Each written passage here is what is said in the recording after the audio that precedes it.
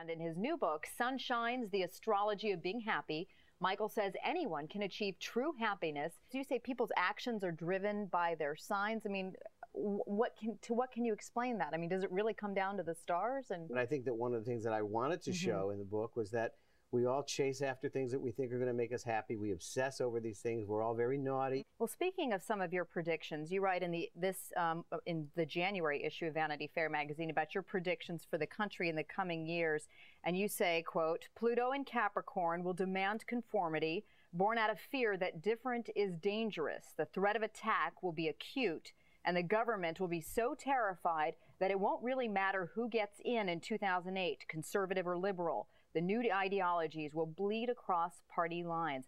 I understand people in Washington are pretty nervous about this.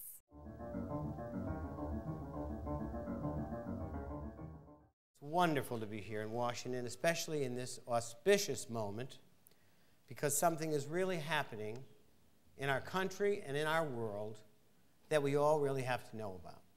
We are very fortunate in this country. That is not to say that the economy and the entire country culturally is not going to be challenged over the next 15 years, because it is. It's going to be challenged in ways that we have never really imagined to this point. Pluto takes 250 years to go around the zodiac once. So none of us here, maybe Joan Collins or somebody who's had a Pluto transit, but last time we had a Pluto return, the colonists got fed up, and they said, we're having our own country here.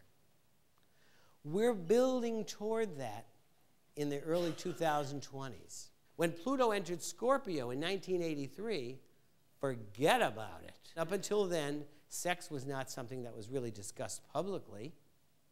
Now, after that transit is over, do you know that my neighbor in New York City, her teenage boy goes to school, and they are putting condoms on zucchinis in high school. Do you imagine how disappointed those kids are going to be when they get out in real life? And when Pluto comes into Capricorn, you're under surveillance. You're all under surveillance. You think that we are just recording this video? You think this is just for the records of it? Each one of your irises has been recorded in that camera. What's happening as the controls get tighter and the surveillance gets greater because of the fear, the resentment for that is going to grow.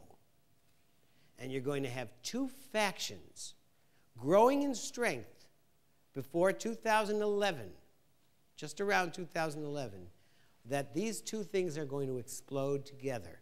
I have a friend who's a conspiracy nut, and he thinks that it's all planned by the people in Area 51, okay?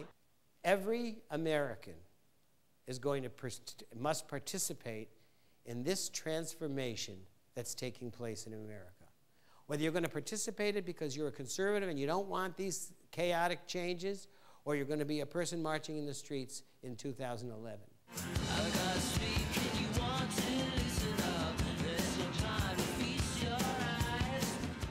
Well, I must tell you about my jury duty. So in voir dire, you get up and you say who you are and what you do, and have you ever been a victim of crime? And then he said, what do you do? And I said, I'm an astrologer. And the judge said, is this entertainment or is this real, Mr. Lutin? And I said, a lot of people think it's entertainment, Judge, but this is true. It's real.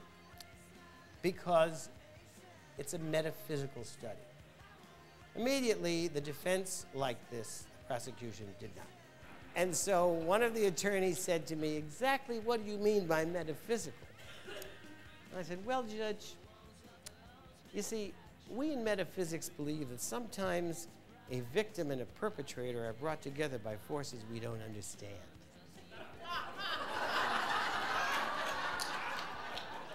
They had the bailiff escort me to the street.